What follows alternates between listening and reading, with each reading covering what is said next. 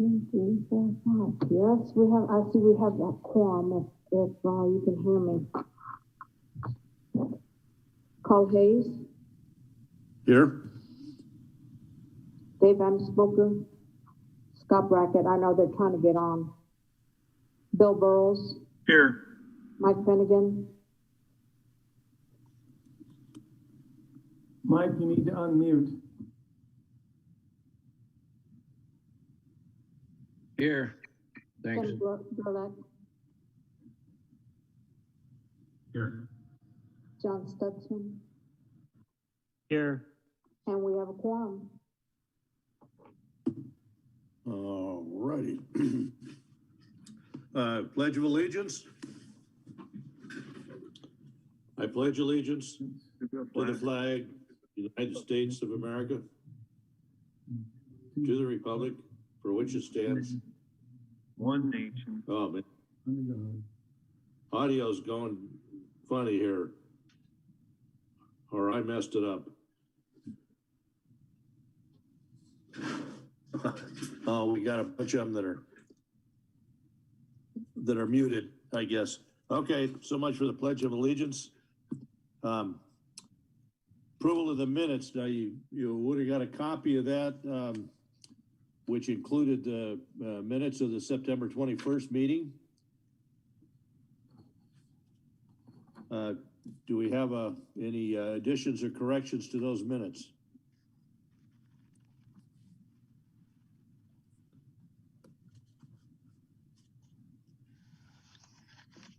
Not here. Okay, a motion to accept the minutes. Make a motion to accept the minutes. Second it. Okay, so that's a motion by Tim and a second. I see Mike Finnegan's hand up.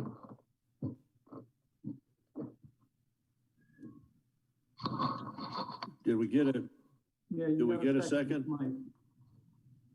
Okay, all in favor? Aye. Aye. Okay. Anyone opposed? Hey, Carl, I'm going to abstain. I wasn't here for the meeting. Yeah, that's fine. Sure.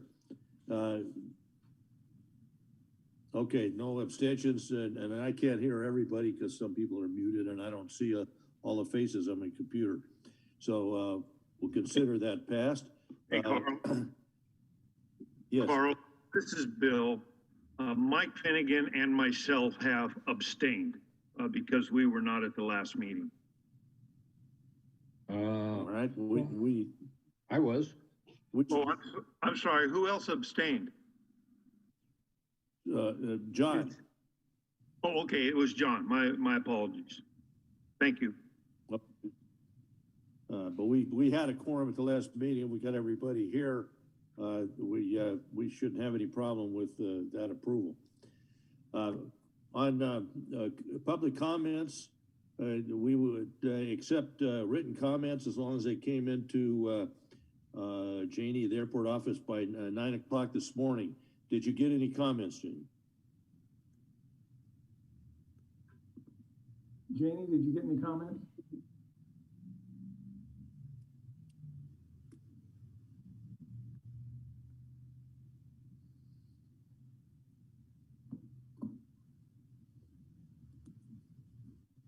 I'll be right back.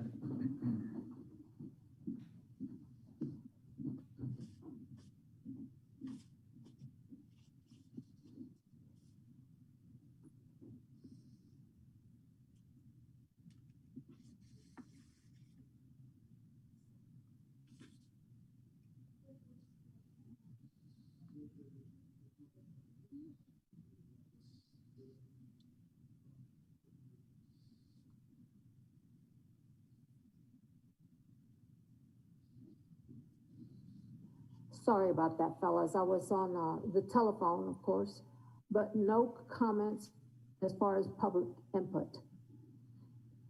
All right, thank you. That covers that one. Next reports, item 3, Business Park Staff Report. Hey, good morning, Chairman Hayes and Commissioners. I wanted to Lisa gave me an update on the Facebook and the websites for both the Kingman and the Kingman Airport and the ChooseKingman.com website. As of September, we saw an increase of 10% in viewers to the airport website. It's up to 982 viewers. And we've continued to see that site increase. The Choose Kingman development site saw about 740 viewers in September. This was an increase of 5%. So that site has also been increasing month over month. We did go live with an economic development Facebook that started on September 12th. At that time, we had 78 viewers, and as of October 6th, we were up to 120 viewers. As of this last Friday, Friday the 9th, the Kingman Airport Facebook site went live. So talk about the industrial park roads at the 10/5/2020 Board of Supervisors meeting. The board voted unanimously to basically place 4 roads into the Mojave County Regular Maintenance Program. This was done under Resolution 2020-128. So they approved Government Way between East Finance Way and East Port Way. They did Transport Drive between East Finance Way and East Port Way, and Interstate Way, about 0.07 miles there, where it dead ends. And then Windrose Lane, they did about 0.13 miles. So the total amount of roads that were put into the maintenance system is about a half a mile of roadway. In regards to land sales, staff has been working with a client since May of this year. Through that process, this has resulted in an application to purchase property within the last week. So we're going to be moving forward with the land sale on that side. In regards to the 1,800-acre land election to sell surplus property, the Chamber of Commerce and Kingman Area Manufacturing Association and the Kingman Golden Valley Association of Realtors are all partnering to basically promote a yes vote on that election. And so they expect to have signs going out into the community in the coming week, basically this week. We've also been working with the community college in regards to a manufacturing training facility being located within the industrial park. They're in finalization of negotiations on an agreement. And so we hope that, that'll continue to move forward, and we'll be able to make an announcement in the coming month of location of that facility. In regards to rail, we went over these numbers last meeting. In August of 2020, we had cars stored within the industrial park, 827, and we had 181 cars that were switched to businesses. And in this month, or in September of 2020, we had 539 cars stored, and we had 149 cars switched. So with that, if there are any questions, that's my update. Thank you. Bennett, I do have one thing regarding the airport Facebook page. I think Josh Noble shared that or invited Paul Gaines to it. And I was sent a little screenshot of it, but I think I had 4 people try to find it, including myself. And we were unable to locate it by searching both Kingman Airport, Kingman Municipal Airport, and any other means. So we're having trouble just finding the thing to get to it. Lisa, did you have anything to add to that in regards to finding it when they do a search?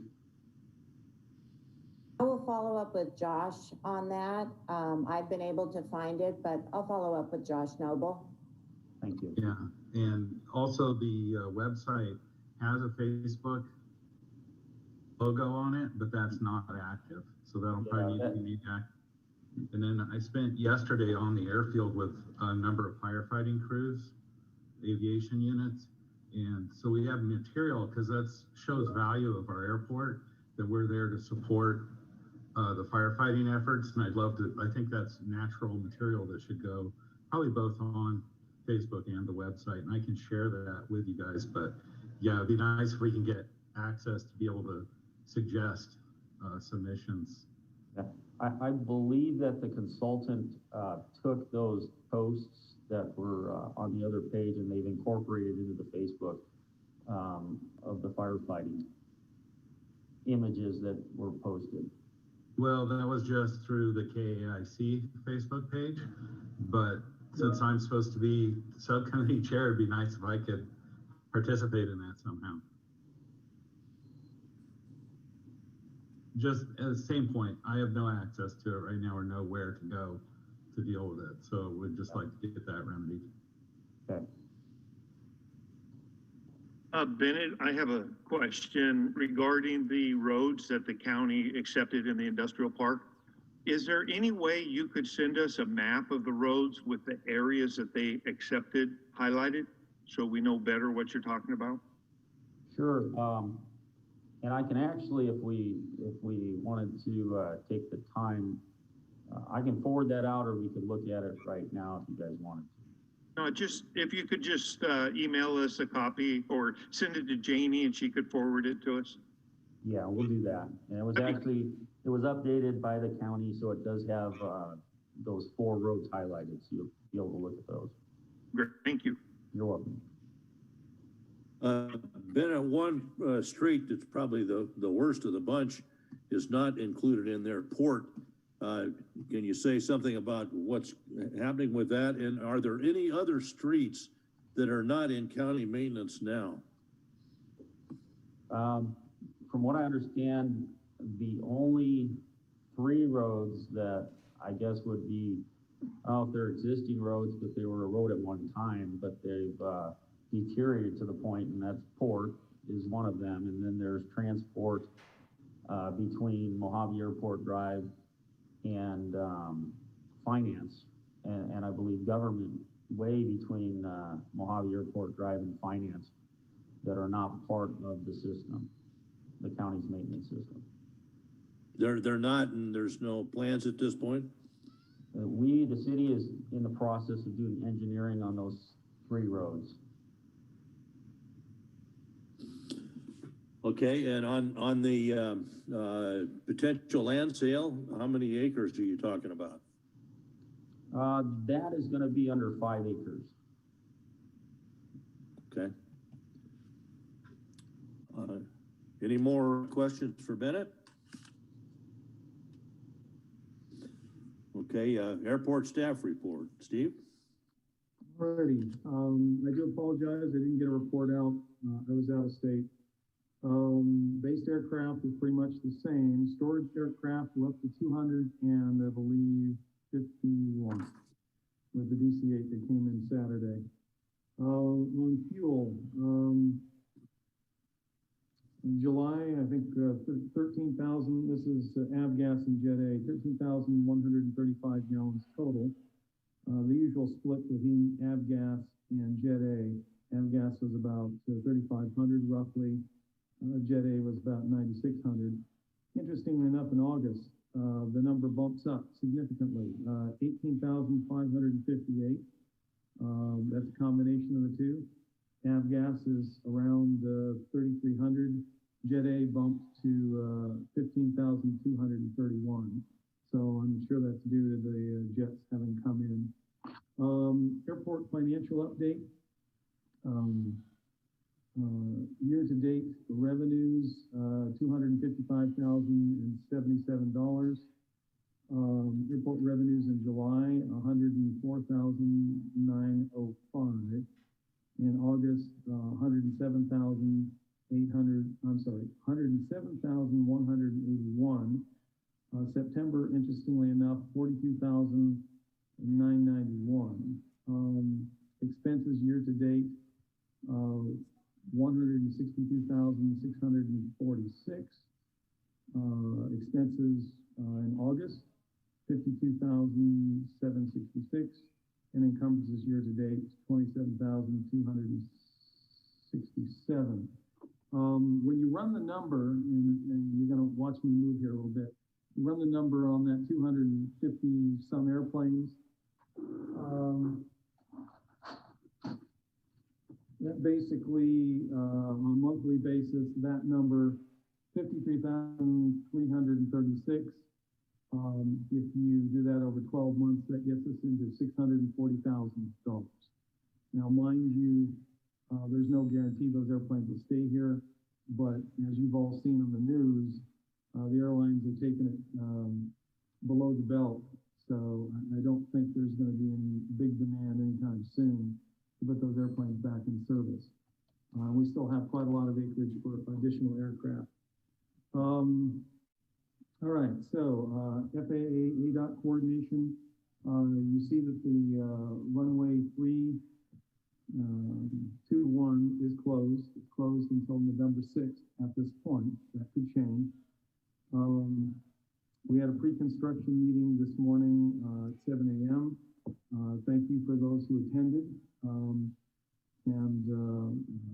One of the things that came out of that meeting, these meetings are always nice to have, is that we will be making sure that the crossing runway 1734 remains lighted and not the pilot controlled by me, but we'll put it on medium intensity and it will stay on during the hours of darkness until this project is done.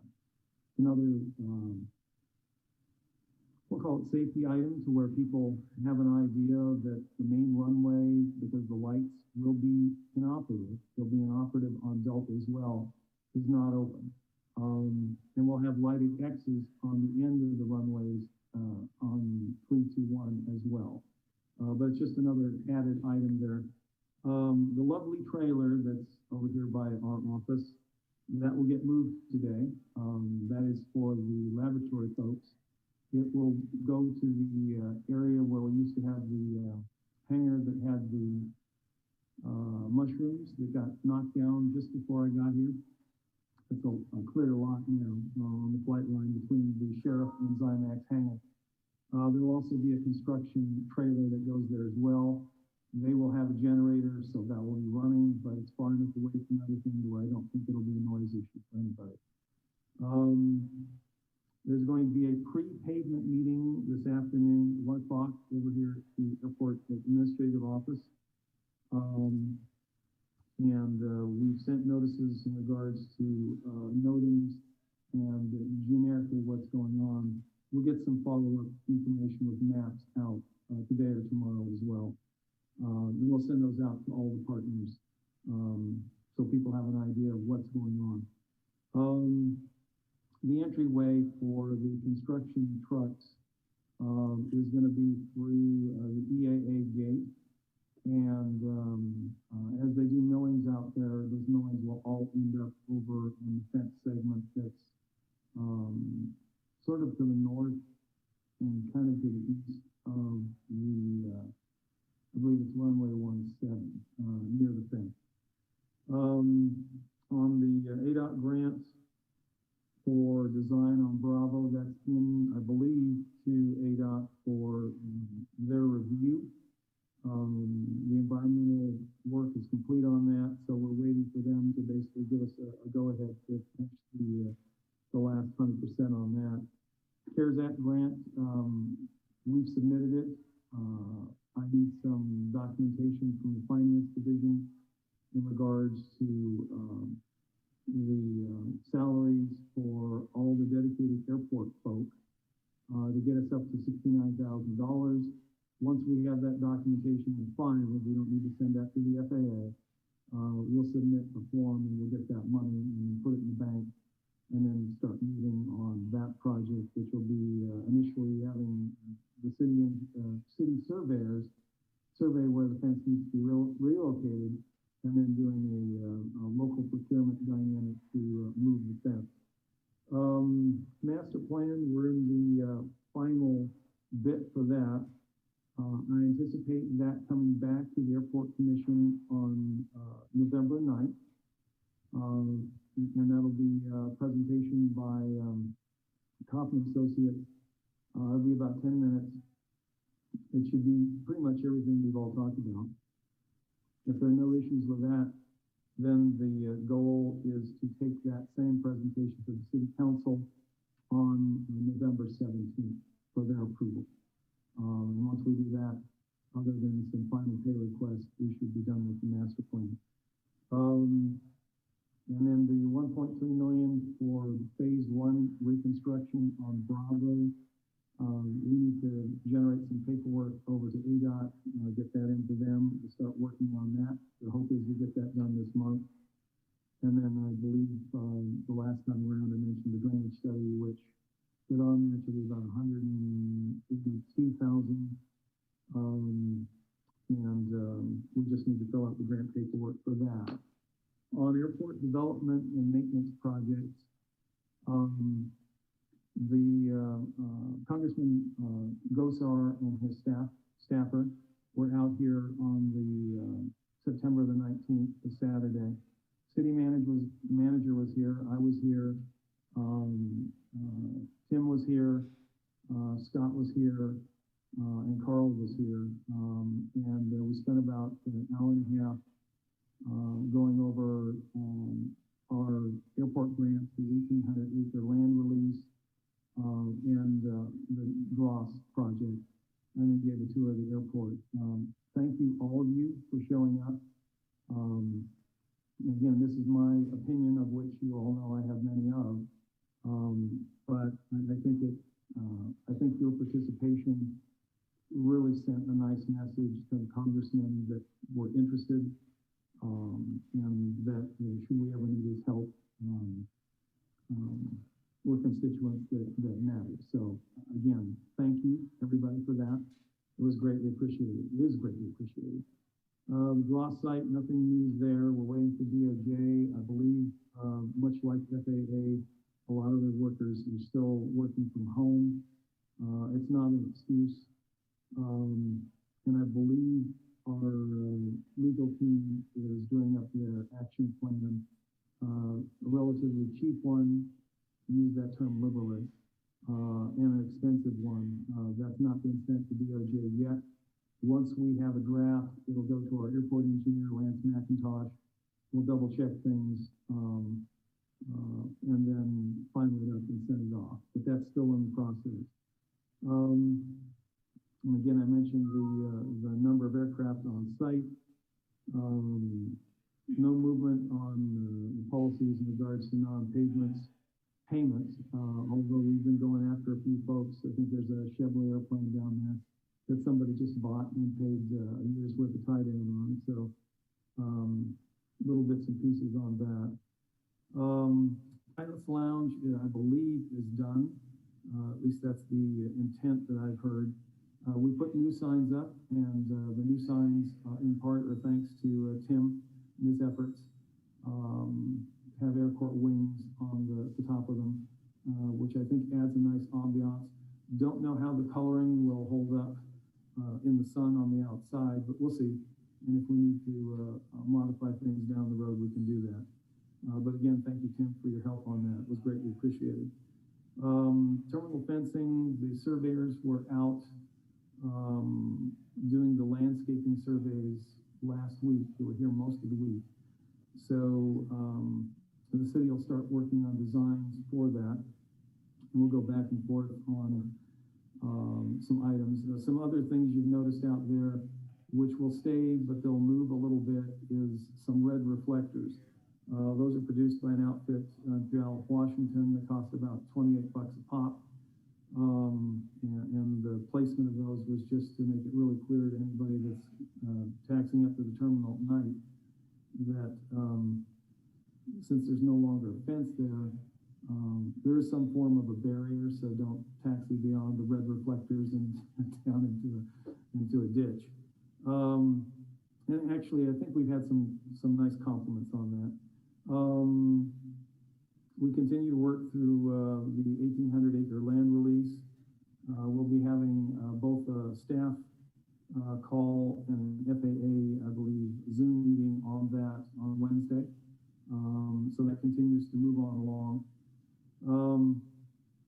And I've been working with him in regards to the Kingman Aviation Center on a temporary lease for storage of aircraft down at the west end of the field. And again, we continue to monitor heavy airplanes when they use the main runway and document generic weights, using that down the road for future grants to build up Delta. We've had interior staff discussions on this, though we haven't gone anywhere with it yet. And that is getting past the urban folk legend of who owns Mojave Airport Drive. And again, my intent here is basically future grants, maybe from FAA and maybe from others. But one of the things we've been batting around internally is the possibility of hiring a title expert, basically go back through all the conveyance documents back to when time started here and figure out what the reality is out there. And once we know that reality, if we own the road, it's not a matter of backing away from the county maintaining it. That continues. But if we want to get grants, we have to directly own something. And I'm not saying we take it back if it's somebody else's, but depending on who you talk to, you get a different story. So it's time to get past the stories and find out what is really happening on that, or what has really happened. ADOT has contacted me. They're going to be doing an interview out here. They want to schedule something on, interestingly enough, November 3rd. They're going to be in this part of the state to spend 3 hours here and go through their economic impact study brochure. I'm still filling out the paperwork on that. Hope to have that done this week. I'll set a time up for that interview. We'll continue to sweep out on the airport, especially where the trucks are coming in over by the EAA gate and the crosswind runway. I think I said this before, but typically we put a NOTAM out 2 days ahead before we go out and sweep. That's for any of our neighbors should they want to bring people over and do any kind of flight training. We'll continue to do that.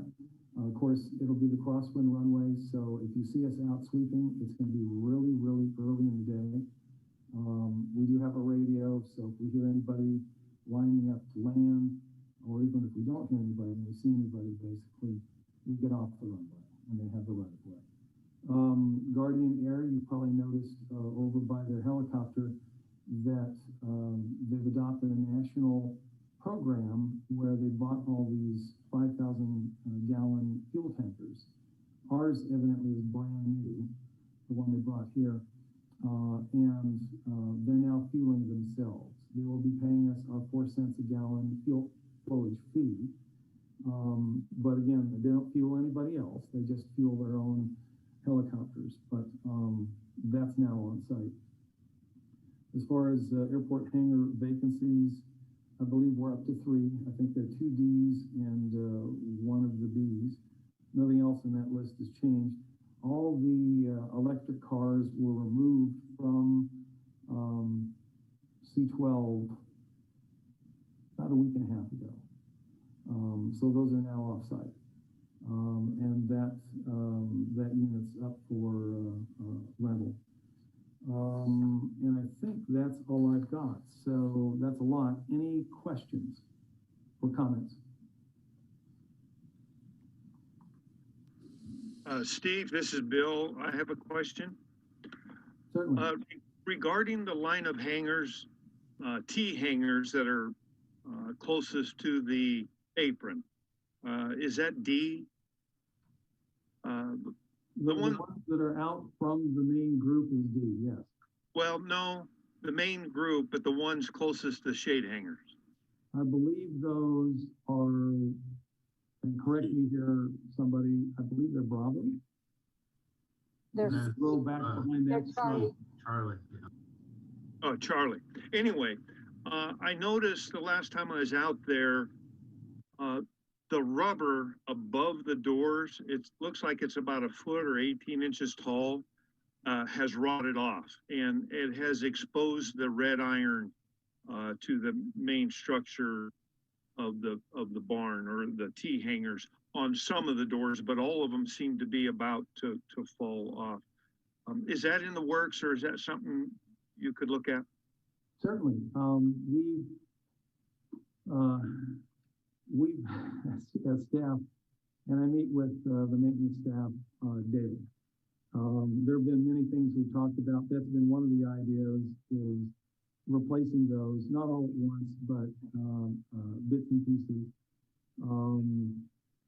Another idea that we've had, and I think Carl's aware of this, because when we went to the NDAA meeting a year ago, almost to this date, we came across somebody that manufactures straps, and you don't recall the manufacturer, but they're fabric, they're not cables. And that's one of an ongoing problem we have as well with those cables. When they go quickly. And so one of the thoughts was working with somebody and doing a test case of putting in the fabric.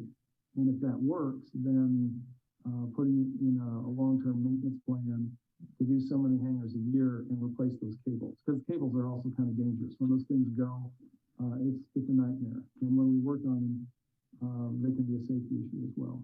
But no, we can look into the rubber, see what sort of idea we can come up with to effectively do that, and then start coordinating with people and just set something up and do it. The other thing I didn't mention that I will right now, because we brought up maintenance, we will be in a month or so painting, I believe it's 15 tie downs that are sort of over by the Care Flight helicopter, and I say sort of because they're not next to the helicopter. Those will not be painted. In fact, they'll either be blacked out. They'll probably be blacked out because that won't damage the pavement. But the others in that area, given, I think, concerns, and I believe it was Mr. Gaines, those will be repainted, since right now you can't find them unless you find the chain.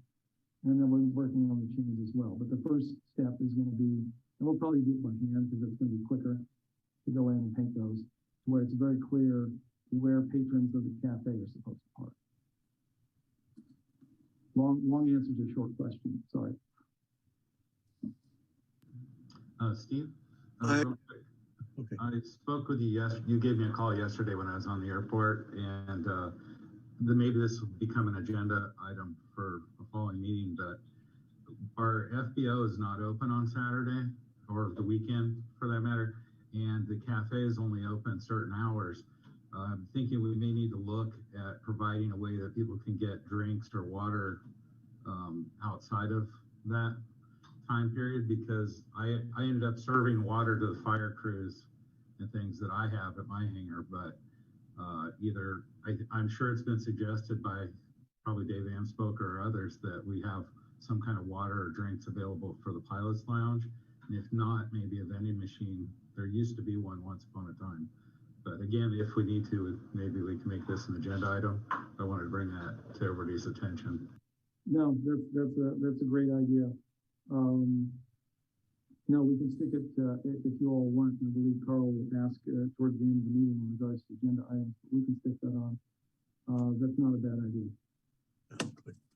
Thank you. Steve? Steve, I've got a couple questions and a comment. First of all, I noticed that the heavy trucks and equipment doing the repairs to the runway are entering through the EAA gate. Is that road rated high enough for their weight? And if so, if they do any damage, will they be resurfacing that ramp? And also, I know you're leaving the runway lights on for 3 and 2-1. The others will still be operated by mic clicking for incoming aircraft at night for runway 1735? No, No, 1735 actually, should yeah. be lit. Yeah, you have that backwards. The runway lights for 321 are gonna be inoperative because the runway can't be used. Right. They're gonna be inoperative? I thought you were gonna leave them No, lit no, so no. that people could see it wasn't working. No, No, actually, that's the crossing runway that we're gonna leave those lights on. Okay, And they'll be on medium intensity. So they'll just be on from the hours of darkness and then on. right. But yeah, the main runway, because it's closed, yeah, we're not gonna leave the lights on. And it'll have lighted X's. The signs won't be on that, and the taxiway delta, since we don't have those lights segmented, those will be off well, since that taxiway predominantly serves the main runway. I mean, it serves other things, but the so, idea is basically to give people who don't read NOTAMs or talk to Leidos or Lockheed Martin the idea that, oh yeah, the main runway is closed. So the fact is just sort of skewed a little bit. so 3 and 2-1 will have lighted X's? That is correct, yes. Okay, that's good. Because sometimes people land without turning the runway lights on because, so anyway, They'll that's be- good. Yeah, 17's lit. Then, So back to your question in regards to the ramp. The ramp they're traveling across is Dross. Interestingly enough, part of Dross at the very north end. Got the okay from the Dross legal team, which was a bit of a surprise, but a pleasant one, to where there's not a lot of dross in it into the ramp, so the trucks can go across it. Yeah, the draws. And so the premise there basically is, once we submit our plans and hopefully DOJ goes for those plans, then we get into a rebuild situation. All that pavement, which is frankly trash, I mean, it's not even usable as base, gets removed, and we rebuild that area up to spec. As far as the road, Flightline Drive, no, that's not, they're not going to pay for any wear and tear on that. And that equates back to what I was talking about a little earlier in regards to Mojave Airport Drive. Flightline is another one of those urban folk legends of who owns it. I think people have said the county owns it, people have said the city owns it, and then you get into the maintenance dynamic with that as well. I wasn't referring to Flightline Drive. I I was referring to inside the fence, the taxiway between the old museum and the EAA hangar. And the draw site. And, that short and the segment. draw site right there at the end. Okay, I apologize. I got mixed up. Okay, not a problem. Also, to so-called second what Tim just mentioned, I did mention that it would be nice if we had a small refrigerator with an on your honor system for water. I don't believe that took place. It'd be nice if we had that in the pilot's lounge. I believe for some reason it didn't come to pass. I believe also that we talked about that, didn't we, Gary? When I met with you and Lisa, and you didn't think it'd be a problem to have a small refrigerator in there. We certainly can do that. The original conversation was to include a small microwave, which has been put in there. But the concern that I have is I don't think you need to agendize this item. I think we simply need to take care of it. The other thing is I want to make sure that we're talking with the restaurant. And the FBO, that's another story. But as far as talking with the restaurant and nail their hours down, but no, we can certainly see to the refrigerator. Let's just consider that to be an action item to be done. That'd be nice. Thank you. On that same subject, I'm thinking that if it matters, maybe one of the local nonprofits would sponsor providing water sport or something like that as well. Something along those lines. You know, Tim, I don't think it's going to be that much water. I mean, again, it's a courtesy. It's maybe something, you know, they can say, well, it's a courtesy that we do. So, I mean, at this point, why don't we just say we'll stock it and just make sure that it's okay? I don't see it us going through tons of water with these folks, just, you know, especially as the weather cools down, but I think it's a nice courtesy to add, so. One more comment from me, Steve, on Mojave Drive, Airport Drive. The last one, when they repaved it, it was about a 40%, 45%, if I remember right, FAA grant. So CNS, or whatever they're called now, should be able to tell you how it kind of trees up to. They should have an idea on who owns it or what. But the feds definitely gave money for it as a percentage. So they may have an idea. Yeah. And that would be, yeah, I've had conversations. Lance should know. Yeah, Lance, and I think Jessica now, who works for the FAA in Dallas Fort Worth, both indicated to me that the project, when it was done, was not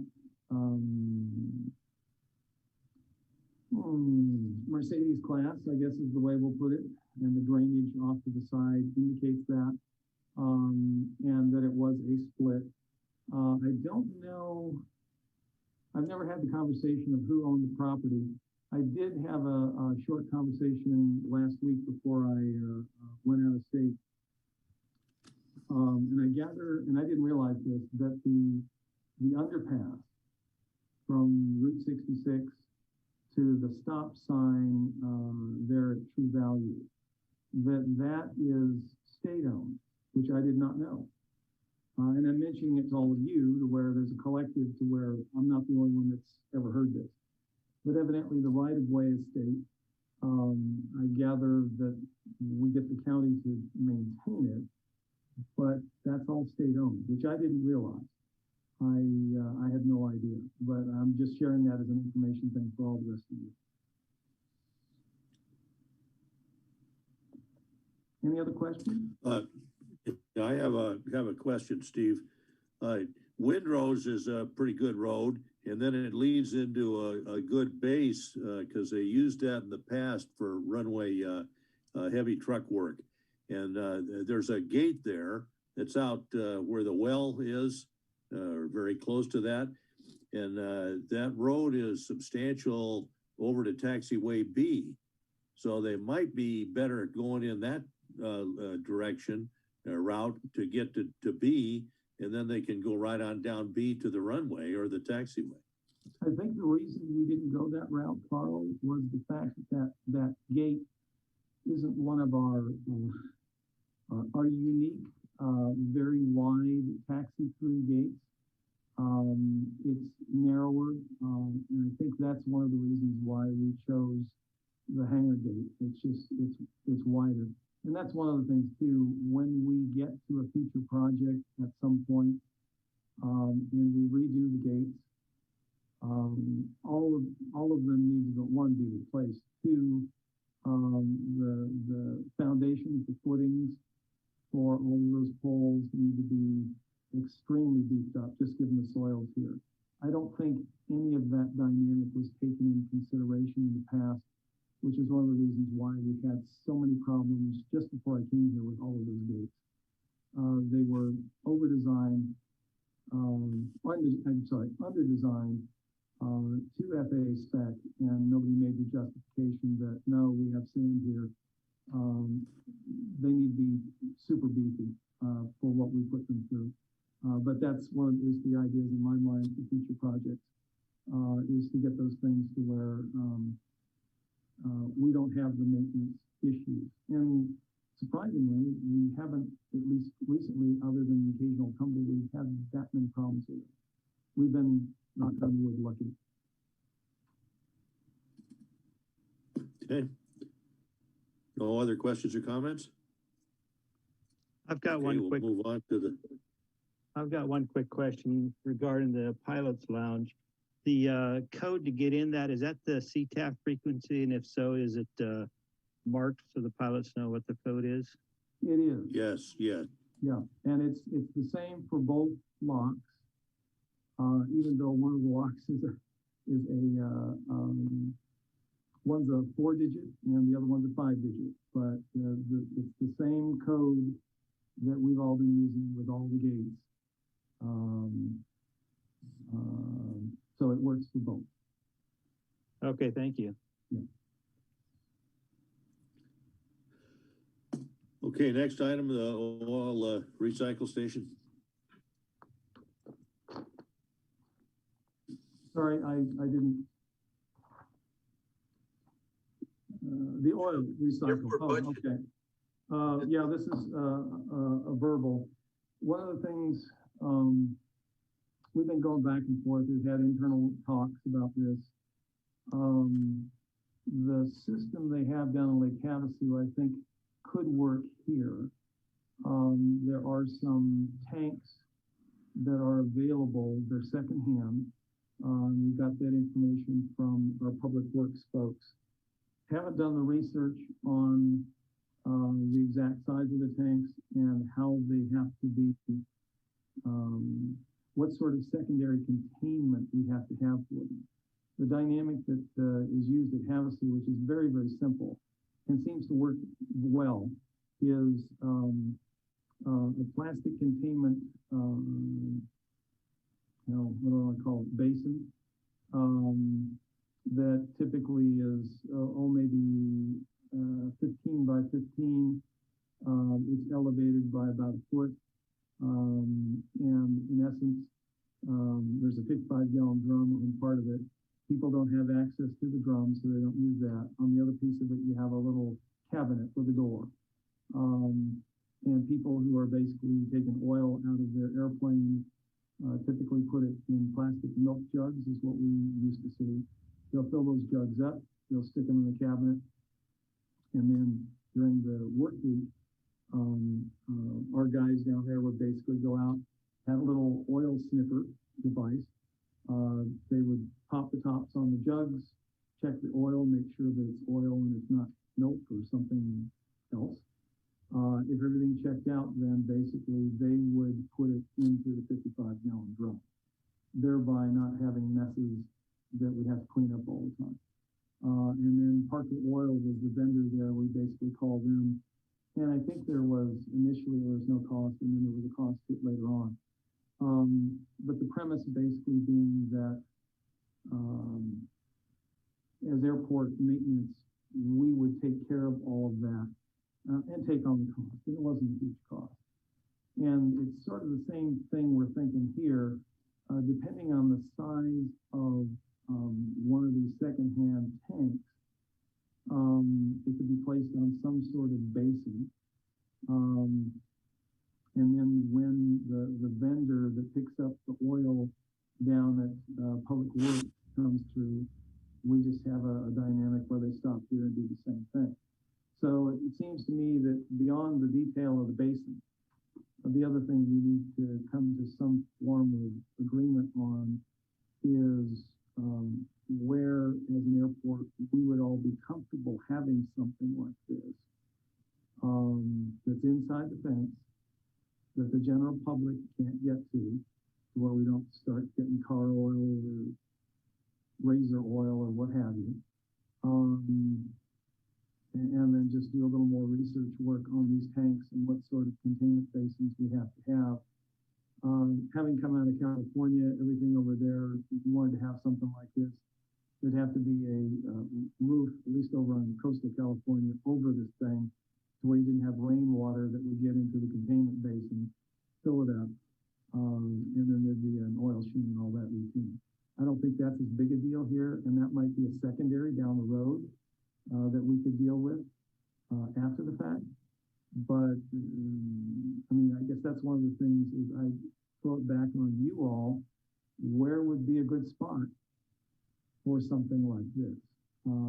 Where we currently have the dumpster over by the A hangars, or is another area that's more opportune? Any thoughts?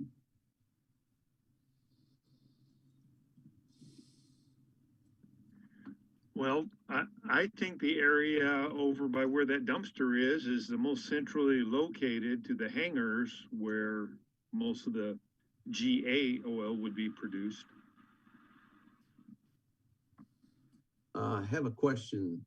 What did the city say on, because they have to recirculate all the oil out of their trucks and tractors and all that. What was their explanation as this not being part of their system? Actually, originally that was the idea I got, and then the idea was thrown out. Well, there's this guy that has these extra tanks. Why don't you talk to him, and then you can just get our delivery route. So seems to me to, rather than transporting the stuff around, that seems to be a win-win. So the city wasn't going to come out and pick it up as part of their regular run with stuff, or no, their actually, suction? they have a contractor that does that. They don't actually do it. They have a contractor that does that and pay a small fee, I believe. We don't have, the city doesn't have the capability to pick the oil up. So their recommendation to Steve, I also had a chance to talk with him, is Steve, as Steve said, there is a special set of tanks now for this that are EPA approved. And a vendor that we deal with happens to have a number of these available. So depending on the size that we select, and then we would simply be on the route. The city does not pick up, they only have the one location at the department. And so that's where all the oil is. Is that the same vendor that operates with them then? This is just be a additional route or additional pickup? Yeah, it would be the same vendor. Yeah, correct. Okay. Yeah, most of us, I drain in a 5-gallon bucket and toss from there as not the 1 gallon. I can't drain into so it's so. I think it would be up to Steve then on the size of that compartment that where the oil would be for the testing before it's put into the main container. And so, it certainly sounds like a very viable way to go. So, but Public Works said they would help us get the tank and stuff. So. Steve, I put mine in a 55-gallon drum and I take it over to Leonard.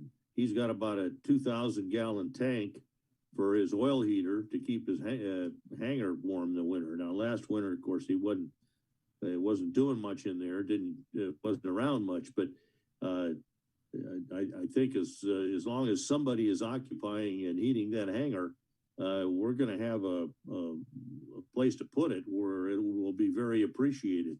So to get it in a 55-gallon drum and get rid of it locally or have it hauled off, it should make, it should be fine either way. But I agree that the potential for debris and incompatible chemicals is too great to not have somebody that is knowledgeable and has the test equipment to pour that plastic jug in. Of course, once it's empty, the plastic jug can just go in a dumpster.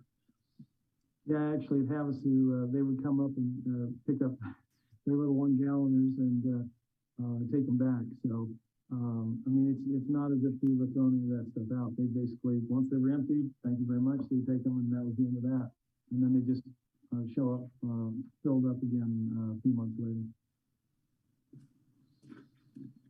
Steve, this is Bill. Like, I think, I don't know, one of the guys said that they drain into a 5-gallon bucket. Yep. I guess if we had a cabinet, we were putting this in, couldn't we put our name and hangar number on the bucket and your guys dump it out, leave it there, and we swing by and pick it up? Oh yeah, yeah, that's no issue. Yeah, I mean, there's no point in, we have enough plastic around anyway. I mean, if it's a 5-gallon jerry can or it's, plastic or it's metal or what have you, no, that's no problem. It's just a matter of getting a cabinet that will hold that size-wise. And yeah, you just mark it. And I mean, the premise, at least at Havasu, was that cabinet wasn't locked. It was always open. Right. And we, at least from my standpoint, do the same thing. I mean, it seemed to work there. I'm sure it would work here too. Thank you.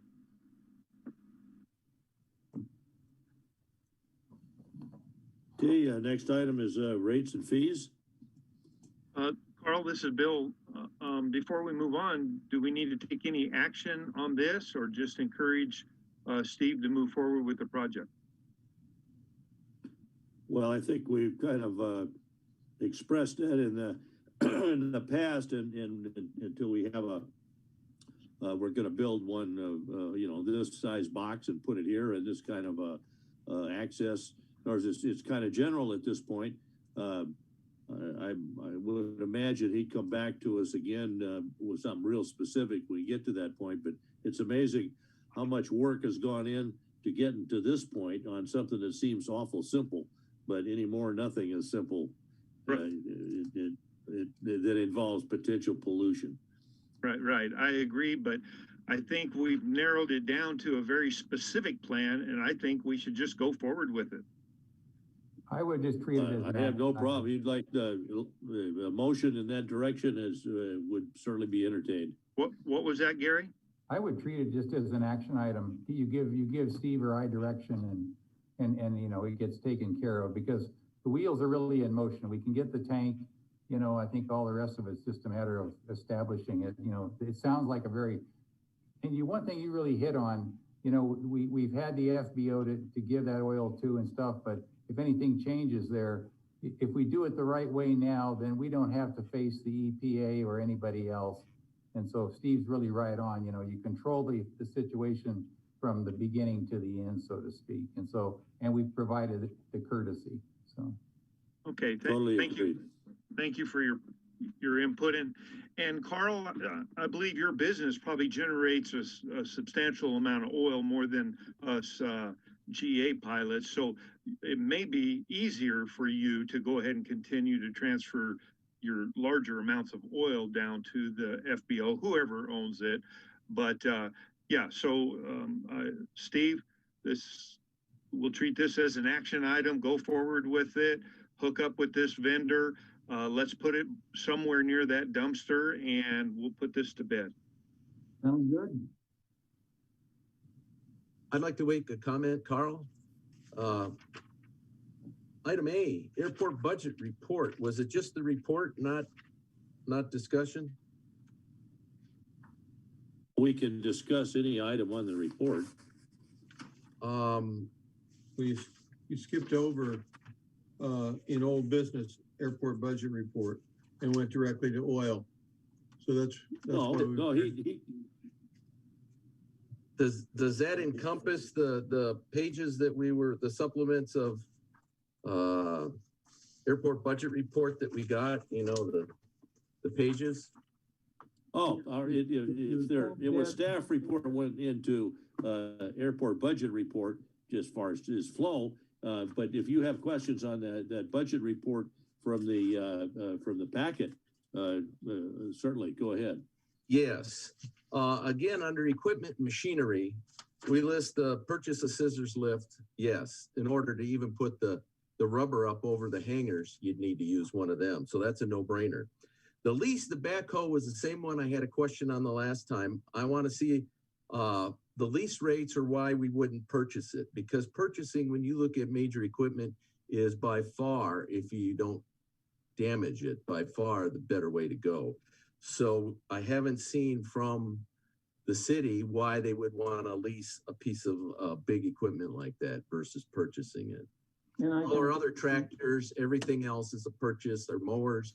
It makes, when you run the numbers, and we're all business, or most of us are businessmen here, purchasing it is a much better way to go.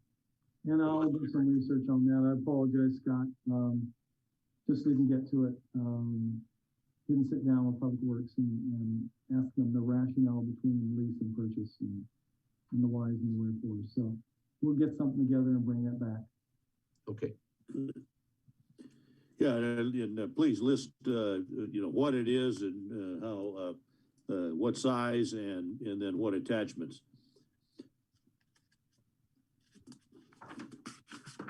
Thank you, Scott. Good point. Okay, now rates and fees. Okay, rates and fees. So we have the consultant basically give you all a presentation the last time around. And we discussed some things, but it seems to me that there probably needs to be some additional discussion. Let me throw some ideas out here. and this is broad brush stuff, but nonetheless, something to think about. Some airports, when they do their budgets, they want all their cost centers to make money. And I find that as kind of an interesting approach to budgeting. I'm not that anal retentive, so I don't anticipate that you're going to have everything make money. That being the case, that brings, so are there items, this, like I said, this is very broad brush. Are there items where we want to make money each year? If so, how much? A percentage. Are there other strategies we want to use? How often do, on a rate increase, some airports do it in an annual basis. As was pointed out at the last PA meeting by an FAA representative who was there as a pilot, not as an FAA representative, but he was talking about the industry and how it's changing based on COVID. That being the case, his premise, and I think he was spot on, is that this airport is well positioned based on the aircraft storage or acreage, the surrounding industrial land, to be able to survive this, at least for now, societal game change. That being the case,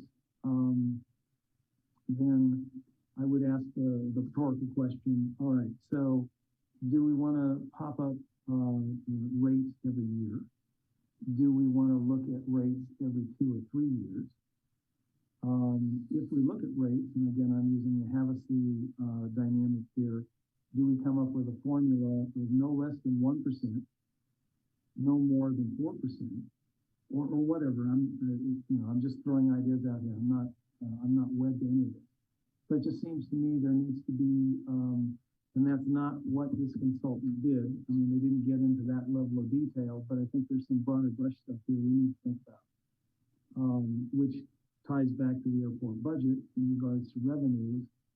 I think for the coming years, maybe the next 2 or 3, the storage of aircraft is going to be a major dynamic.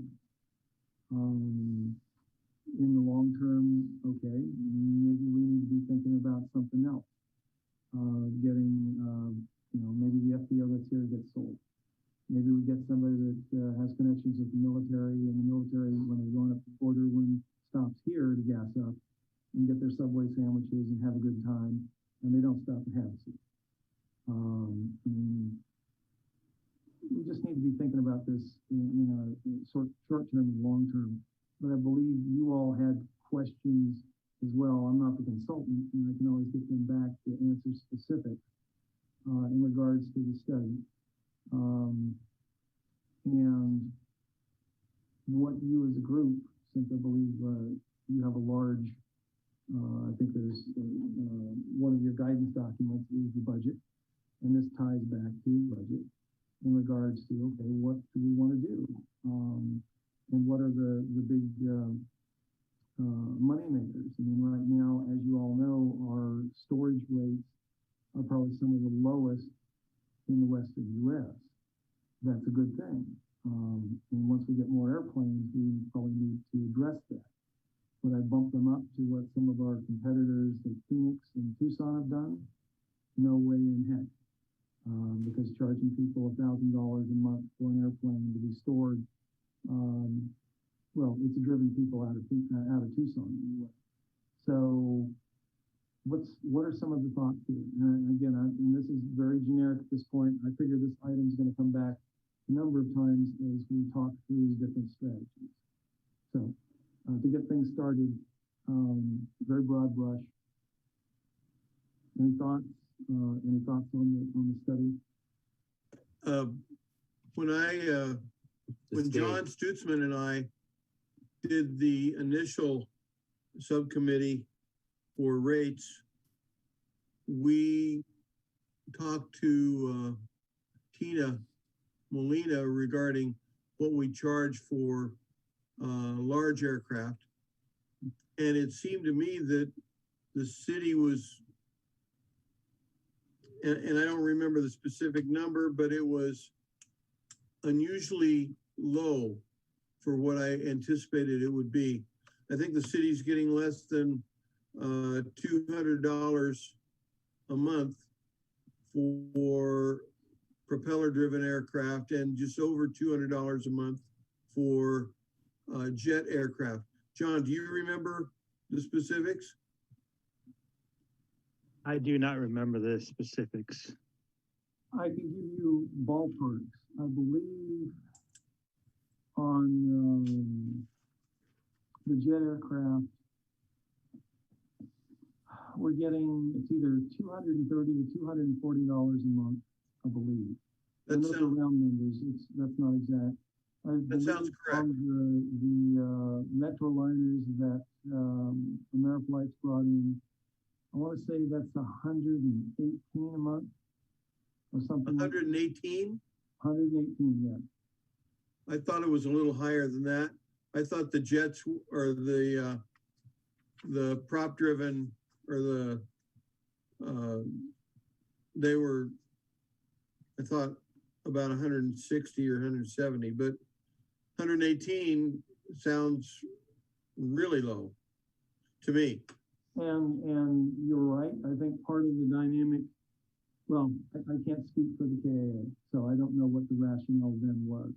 I've seen some of the original, this would be back in the, I want to say 80s, early 90s, some of the original dynamics, and they had it breaking down by weight, was complex. And I think at some point they simplified it. I guess part of the dynamic, and it's no different in the sense than the what we're doing on the hangars, which is what the whole rates and fees thing came about with. And that is, okay, so what services do we offer? And then based on that, what prices do we want to charge? And unlike, say, Canal, where their soil conditions are nicer than ours, you can have heavier aircraft, you can park them out in open land, they don't sink. I guess what I'm saying here is I just need to be some thought to this. I would suggest that from a timing standpoint, given the fact that we now have 4 entities here, Ameriflight, Frontiera, again, Frontiera is their timeline is kind of short. They just fix up airplanes and then send them down south to become freighters. Cassie, and then JetBridge out of Canal in the Midwest. Seems to me that from the standpoint of getting another heavy competitor, which would be JetBridge in here, get them storing airplanes, and they're on site, and then we bump up the rate. And do a comparison the same way we did with hangars of what other people are doing. And then what do we offer and what do they offer? And I could go on and on, but I would bore you, so I'll shut up. Well, one of the things I noticed when Aeroplex presented their presentation, our numbers that we took about a year ago and their numbers were only slightly different. And one of the things that doesn't appear to me that they took into consideration was the economics of the area. There were some cities in there that they used for comparison that are not, well, let's just say they're far more affluent than Kingman. We used Sedona, which is a more affluent community, but we did not use Lake Havasu. We used Flagstaff and did not use Scottsdale. They used all 3 of those, which maybe brought the average up a little bit. But unlike all those other airports, we have another source of revenue in the storage of the large aircraft that I don't think any of the other airports have. And so as a service, we provide a service that doesn't exist elsewhere that is generating a great deal of revenue for our airport. And so I don't know that our hangar rents need to be as high as they are. And maybe we can lower our hangar rents to the local users locally and raise the parking fees and landing fees for the large aircraft slightly enough to offset the loss from the hangar leases. I don't think we need to be the second most expensive airport of the 15 or 14 that we've surveyed. That's my humble opinion. And that was one of the things I was sort of, not your specific idea, Dave, but that was one of the things I was getting at was, Sure. What are you all comfortable with? I mean, the other aspect of that is taking the dynamic of the grants we're getting and the grant match into consideration. Not big numbers, but nonetheless. And then the other piece to that too is going to be the infrastructure cost. And I'll use Taxi Bravo as an example. So we've lucked out so far with ADOT, and they're paying for, all told, it's probably going to be what, 1.5 million worth of work on that, where they're paying 90%, we're paying 10%. Okay, there's no utilities out there. So if we want new hangars, we're going to have to start thinking about utility runs. We're going to have to do that. Nobody's going to pay for that but us. So that's one of the dynamics here too, is, okay, for part of this growth, there's going to be really unsexy things like utility runs that we're going to need to consider. We're going to have to pay for those. So, and I'm not disagreeing with what you just said. I'm just saying, okay, there's other things to consider. Exactly. It's sort of what Carl was alluding to with the environment. What used to be simple simply isn't these days. That's all. A little more complexity. I'd like to add in here. There's a couple things. One, we've seen all along through all the information that we're near the highest of the square foot hangar space rent. And the newer hangars there are really nice. I consider them kind of state of the art. But we have the other hangars, I believe the Delta hangars, that are really in need of help. And then again, as there's the known challenges with the tie down spaces, that a lot of them need improvements. And I think there's room, this may not be the popular opinion here, but I think there may be room for some increases on some things, but there needs to be a value back to the tenants for paying for those increases. And I don't think the hangars need to be increased really, because we're already at near the top. But if there's room for increasing tie downs and shade hangers, there at least should be something in return, because people are asking for improvements. And it sounds like there are some tie down improvements, but those sound like for transient aircraft.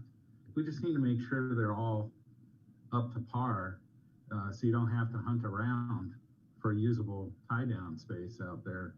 And the same with those, the known as the bracket hangers over there. They're pretty rough. I've been in several of them, and the floors are pretty bad, and they have like one light bulb hanging from the ceiling kind of routine in some cases. It's just, there's things that need to be done, and if you have to pay for those things, that's reasonable. But again, they came back, the consultants they suggested quadrupling the tie down rates, in which would put you, if you have a Cessna, paying almost as much as a guy with a twin turboprop parked out there. And that just doesn't sound right to me at all. And the shade hangers, you'd be probably paying more. I forget what the number was that they recommended, but it's got to make sense. So it's not that we can't raise any rates, but we need to look at it and talk about how that all blends in and what things need to be done so that we are up to par with the conditions of the tie downs. Shade hangers would be nice for lights. I know that was suggested before because it's pretty darn dark out there. I know some of the lights have been fixed. It used to be really dark on the ramp. And I think Steve, since you've been there, there's been improvements to lighting. Some lights that just were non-functional have been fixed. So that's good. But I mean, there's a give and take here, I guess what I'm trying to say, and we need to be, logical about how we approach it. Well, and I don't disagree with what you're saying. Actually, I think that's, traditionally, I think that's been an issue here. And I'll say a perception because I wasn't here, so I don't know, but a perception that all the money was going into the industrial park, but it wasn't going into convincing or showing aviation tenants that yes, we're out there sweeping, yes, we're doing maintenance. I would say that the maintenance guys here are stellar. We do our own high voltage electrical stuff, and that's the entire system out on the airfield. We do all that, and that's all custom. It's not as if you can go to a Ford dealership and buy an alternator and stick it in, or a transformer, and it works. And so they do a lot, and it's a huge facility. So that's a part of it. A lot of you guys don't see them out there doing this stuff. And I don't do a particularly good job of telling you everything they've done. So that's a part of it, is perception. But you're right. The other aspect is, and I think Bill nailed it earlier, and that is, okay, how about some high visibility projects, which aren't just fluff, it's not just visual, but the rubber, something very simple, on those hangar doors, which makes a huge difference. The cables, most of us don't have a problem with those unless one breaks. And then all of a sudden we have a door that's floppy jawed, we can't get an airplane in and out. But, the tie downs, yes, you're right. There needs to be, well, it's not as if we aren't doing it. It's just a matter of a lot of the stuff we're doing, fixing the gates, keeping the electrical system working, things of that nature. It's not seen, and so it's not known, and I'm not a salesman where I list all this stuff with you all. I figure you just know, and shame on me. But you're right, Tim, you're spot on, and that is, the customer needs to feel that we're reinvesting money into the facility to make it better.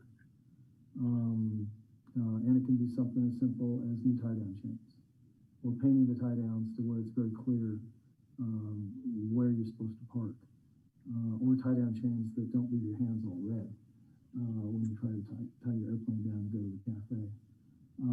I think in a sense, we're moving in that direction. It's just taking longer to get there than any of us would like. Yeah, and just to put it simply, the comparison, I mean, having Scottsdale on the list, we're not Scottsdale Airport. I've been to Scottsdale Airport, we're not there yet. And so, yeah, we just need to look at it, and I wonder if it wouldn't be worth also having maybe a meeting with airport users to talk about this. And just say, here's what we've got to do. We got to make sure we're bringing enough money. And in the meantime, what are things that you think are falling short? I know that's part of our job, but I don't speak for everybody that uses the airport. I take in opinions from a few people, and a lot of the folks that are here hear bits and pieces. But just a thought. I mean, if you just rolled out what the consultants recommended, it wouldn't go over very well. I think it needs to be framed and looked at properly, and that's all I'm saying. Well, no, and I think you all understand this was a starting point. This was not a magic answer by any means. Kingman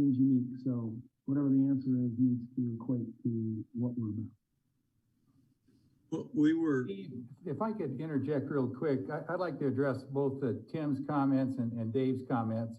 One of the things that I think this report is lacking, and that is when you do this in the public arena, or even in my past experience in the utility arena, you do cost of service. What does it cost to serve you, okay? And so what they do is so that there's no subsidy, going back and forth across, but for an example, what does it cost to serve you, the general aviation thing? And so that's the one thing I think I'd like to talk with Steve is see, what can they do there? The other thing is, I don't know that I would mix the apples and the oranges on permanent parked aircraft and need the large ones. That certainly would be something we could address separately. But on the other hand, they land, they park, okay? So we can't say that that it's the same type of service that we have to apply to regular aviation folks. But I think that there's some other steps that certainly could be taken here to look at that. So, but that subsidy thing, my experience, Dave, is it gets a little bit touchy when you start to talk about that. So, but it's something we certainly can look at, but I think on a separate agenda or separate item. So, just a thought. I'd like to make a comment, this is Scott. When they constructed the hangars, the rate was about 140, and that was enough to pay the loan off and make it. And then they set a 3% escalation clause based upon the outside parameters. Well, the economy never hit a 3% inflation rate from when they started that. So we're way overpriced. I mean, when you go, I helped Dave, I came in and looked at some other things of different airports that economically, when you look at background economics of the people that live in the surrounding areas, and you go from Phoenix to Kingman, I went to Winslow, I went different spots, just showing the difference. We're quite a bit overpriced for what we have, and it was based on that 3% escalation. The original amount was enough to pay off the loan, and the loan's long gone. We're making money on these. If you wanted to look at any parameters, it should be to create the additional extension of Hangars B, that row, to fill it out. What would it cost? Then we could look at the variables there, or in the back row, what it would cost to fill in there, and then set some expectations. But when you look at what we're at versus airports that fall in our category of outside a major metropolitan with this much kind of income and this much background, we're way above what we're looking at on those. And I've got data here. I can give you the data. We can look at it again, but we're way above what we should be. And it was based upon, once you start at 3% after 10 years, you know that it's doubled. And so that's where we're at. And that's what we need to look at, is make a rational call on where we're at in Kingman. And if you want me to share more data and come back with the next meeting and do it that way, so it's relevant data that we can look at to make an easy assumption, or an easier assumption, because right now we're all looking at it and not really knowing. I mean, the valley is not the same as Kingman. Well, okay. Thank you. I have a question for Gary. I do agree with you that we need to look at the cost of service differently for the permanently parked planes versus our GA folks. However, it all needs to be put into the mix, because we have a huge airport that costs a tremendous amount to take care of. We've got way more weeds to mow. We've got way more striping to do. We have a much more expensive airport than somebody with a 35-foot by 75-foot runway, a single runway. So, but we have that big airport to service those big planes that we're parking. So it has to be put into the mix. And we have to, our general aviation folks, have to not be held accountable for the cost of maintaining such a large airport when we impacted such a small amount. So because of that, we do need to look at all the income sources and take advantage of those, like many other airports don't have. They only have GA to support them, but we do have these other things, the salvage, the other businesses. We have the long-term parking, intermediate term parking. So we do need to consider that and the income that generates to offset the high cost of taking care of this airport, if that makes sense. Thank you. Another Well, thing. I've got a couple cents to throw in there too. His comments about the size of the airport and what it takes to just maintain the weeds and the grounds and the drainage and so on is absolutely true. If you compare a very small runway, general aviation airport, with even a little cross runway like they have at Page, for instance, pretty cheap airport to take care of. But that isn't what we have. What we have is what we have. So the plan really has to be to maximize the amount of income that we can get from the airport size that we have and all this space, which is what Steve has been doing, and I think doing a remarkable job of getting the parking areas ready for the big planes that we know are coming, and we're going to get our share. I don't think there's any doubt about that. And that will put us in a position to where with land sale money, we can do a lot of these things that are one-time charges, for instance, rebuilding the gates, but we can do a lot of more too, because most of this stuff doesn't cost all that much money. But the only thing I think you really have to consider is you build a new hangar building. You can do like most real estate apartment builders would do. You can take a negative for 2 or 3 years, but you've got to have, with any kind of normal inflation, you've got to have a way to pay it off. And we have not tried to do that, so we don't know at this point what the difference is. But if building a new one would increase the price of that one substantially over the exact same hangar that's already here, how do we handle that one? And these are all very tough questions and very good comments about how you compare apples and apples. But the total picture, when we all get done every year, is we've got to have enough money to take care of what's here and maintain it to where at least a satisfactory condition and hopefully greatly improved. Taxiway B may very well get us a whole bunch of jet hangars right away. Now that is not going to produce a huge amount of revenue because they're going to build their own hangar, but it will produce a hangar for the airport 50 years from now, and it'll produce some land rent in the meantime. But we'll also have fuel flowage fees for the jet's fuel, but it will increase the economy of the city a great deal, far more than it does the airport. So all of this comes together in a way that hopefully will all work, and I think that's exactly what Steve's been trying to make happen. I know it's where I chime in. Would I like a cheap hangar rent? Of course, and I'm paying a whole lot more than I did when it was brand new and paying for itself then. The loan's all paid off. But at this point, I'm not so sure whether it's a good idea to cut hangar rents. If we had these Cassie with as many airplanes as they had before and all the mechanics in here, it would be a different story. And hopefully Jet Yard will rise to that occasion or another one. I don't know.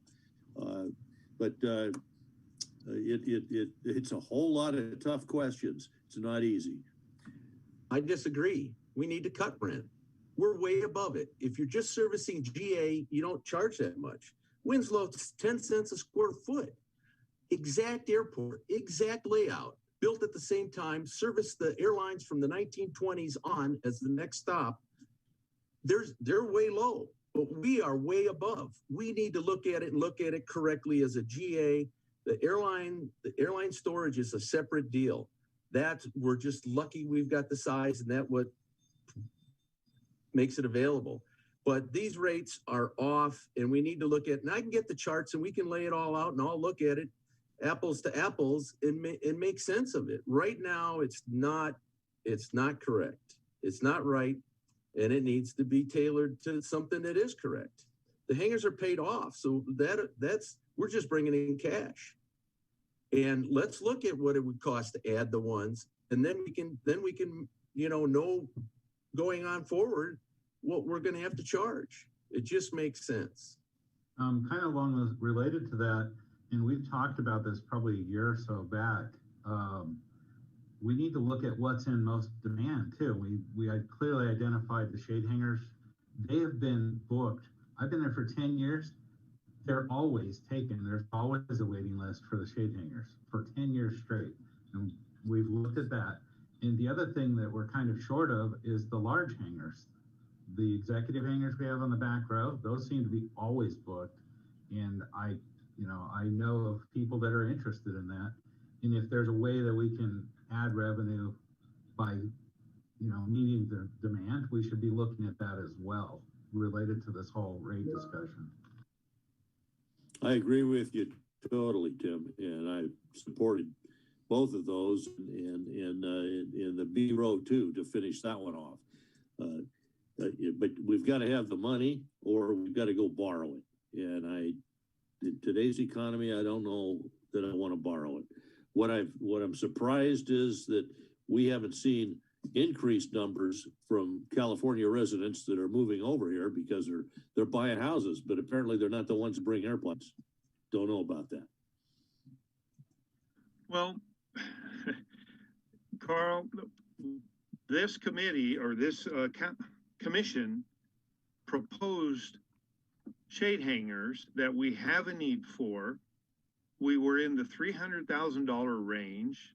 We showed a payback in the realm of 10 years, and it didn't happen.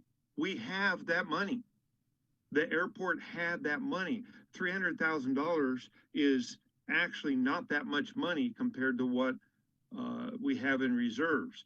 That would be an ideal project to move forward with, but it keeps getting kicked down the road. I realize this year the budget was thrown off for COVID. I'm not too sure why it didn't happen 2 years ago, but the need remains. We need shade hangers. We have the money, just like you said. We do not need to borrow it. We proposed an increase of 25% on all shade hangers once we improve them. And we just keep kicking it down the road. So I just don't understand. We come up with the numbers, we do the research, and it doesn't happen. Bill, the decision was not made at the commission level. It was made well above that.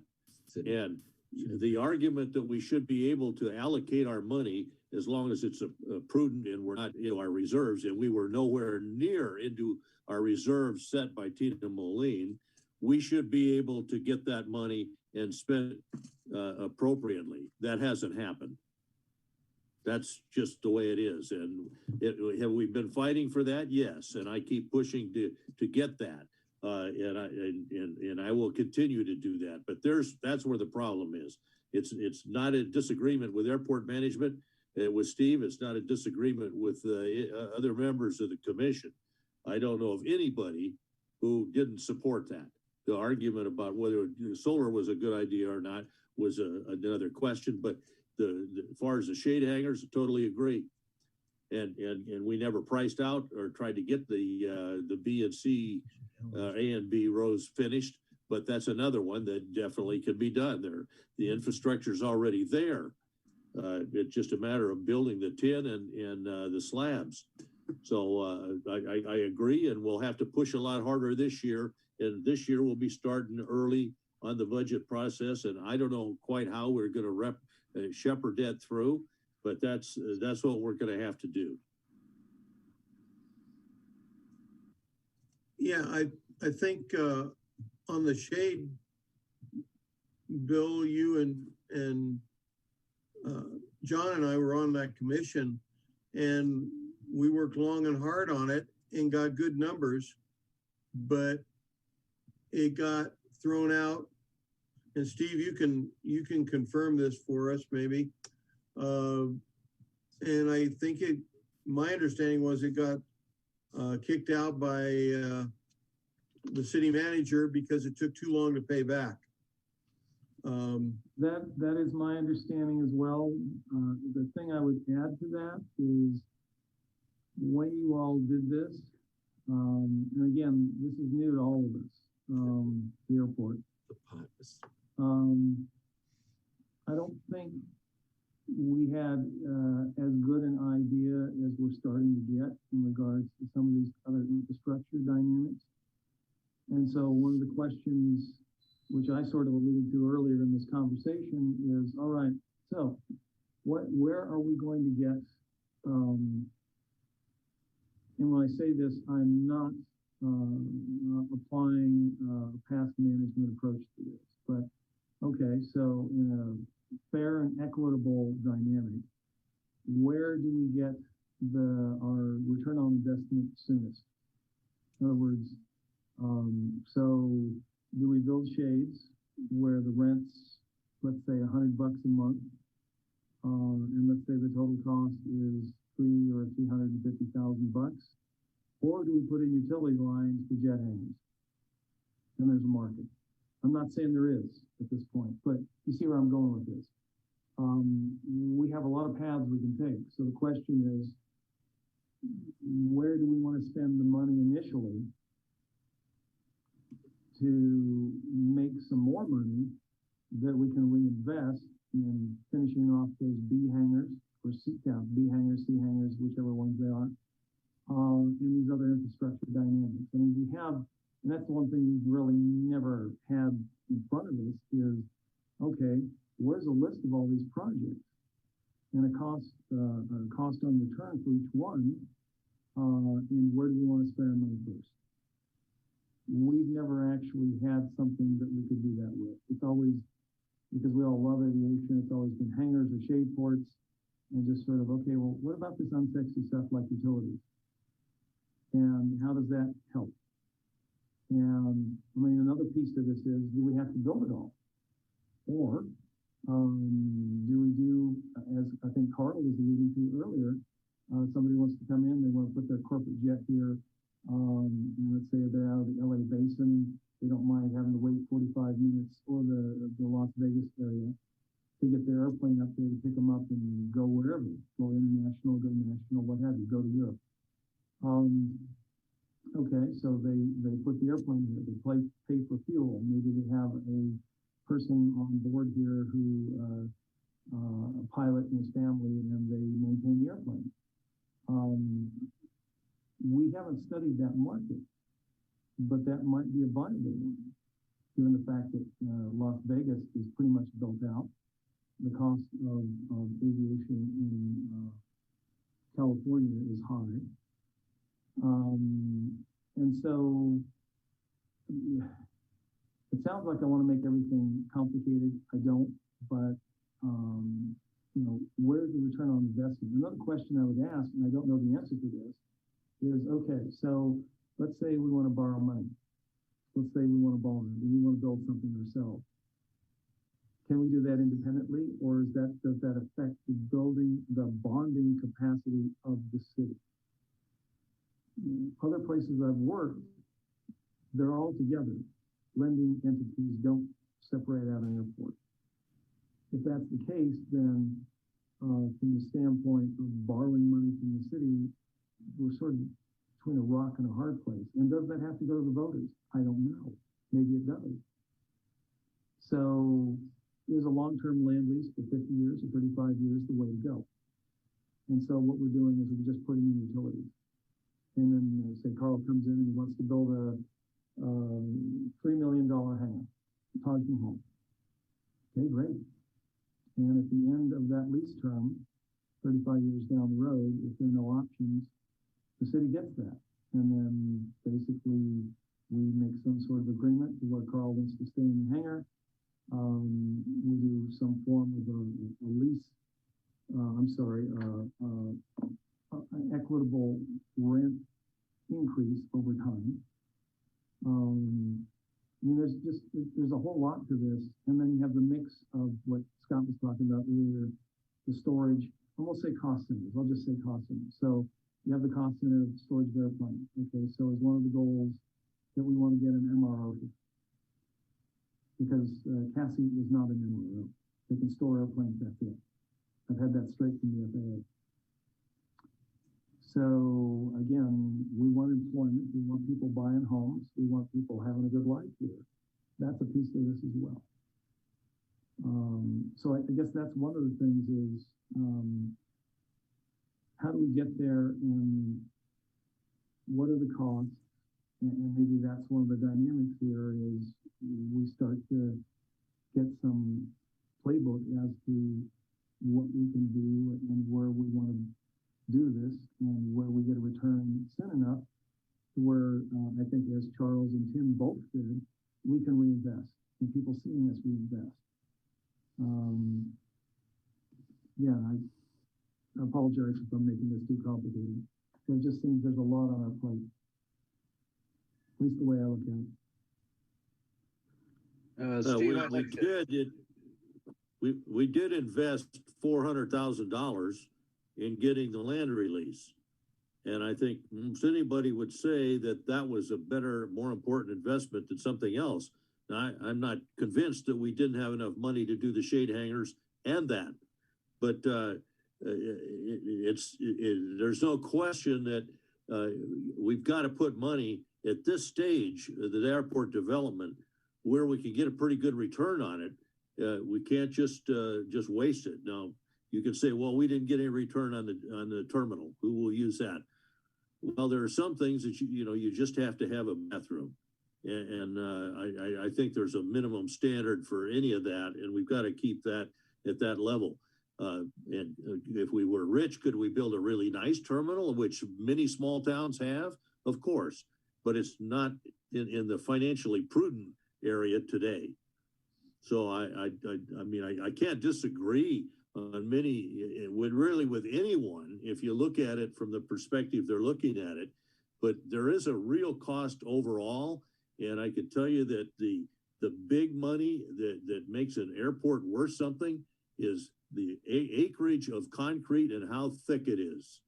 The buildings are worthless compared to what it costs to put that much concrete down. And if it's asphalt, okay, if it depends on how thick it is, how long it's going to last, how it's maintained. But we have a huge area that's paved. Now, do we take care of it? Or we rip it up and put it back to dirt?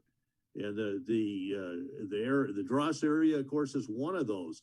And I think we've got at least a judgment that says we can fix that right. But there's an area just to the east of it that where Blumenthal used to park his 123 that has at best enough oil on top of it to keep the dust down. But how would it look if that was just a dust bowl? What do we do with that and when? And what's the priority of that versus something else? They're tough questions. And I'm open to any good argument that puts one in front of another.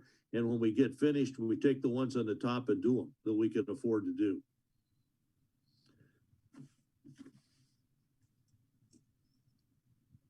Any more comments? I'd like to back up just a little bit here on the decision of the shade hangers and what happened there. I think it's a huge mistake to allow an accountant's opinion on whether something will pencil or not when it comes to the airport, because there's a lot of long-term ramifications in my thinking that affect what brings people and progress to an airport. And doing something new like that adds a huge amount to what people see. And I'm not sure if I'm putting this together right, but they see progress, they see stuff going on, people move here because of it. If it doesn't pencil right away, I don't think that should be the big concern. I think you need to look at the progress of the airport more than whether or not it pencils. Well, that decision was the city manager, and he's the top guy in the chain of command. So your argument is that the evaluation of the benefit and the cost was not appropriate. And I'm not going to disagree with you at all. I do agree with you. And how can we change that is a question for tomorrow. One of the things that came to mind was Bennett Bradley had sold several pieces of property, which the revenue from that would have paid for the new shade hangars completely. So it wouldn't have been a matter of dipping into the reserves that we need to keep. It would just have been spending the money that we recently had received, which has to be used within 5 years for the airport. And it still got shot down, even though it wouldn't have taxed the reserves whatsoever. I think the city, though, was looking at not knowing the total budget, how it all interplays, and we just hit the wrong timing. If it had been 6 months later, it probably would have been a different decision, but Tina was just getting where she was comfortable with the separate accounting and all that, and we basically hit the wrong corner. Oh, well. So maybe it's time to do it again and put it in the next budget. One of the things I would. No question that that's true, and we need to start very early. But there are a couple of other points. In addition to that 400,000 for the master plan, yeah, I think Steve may have explained this, but when we get a grant, the city or the airport has to pay for all of that work. It isn't pay as you go and collect from the FAA first. It's you pay for it, and then when it meets FAA specs and all their inspectors have signed off on it, then you get your money. So the airport could put the city in a position where city reserves have to be used to pay those bills. Now, this may not be a long period of time. It depends on the size of the project, so on. But that's an issue too. And you know, our whole approach with the city was we will not ask the city for money. And I've been discussed this issue with Steve, and he has the grant work spread out to where that's not a problem. So that it's I understand all of the points, and I don't disagree with you. And we need to start early. If just this one sale that Bennett has pending now, without the solar, would probably pay for that shelter. So we've got some pretty good arguments with whoever is making the top decision. And I think we probably need to go a little bit stronger as a commission to the council on the budget long before they really are given the final approval.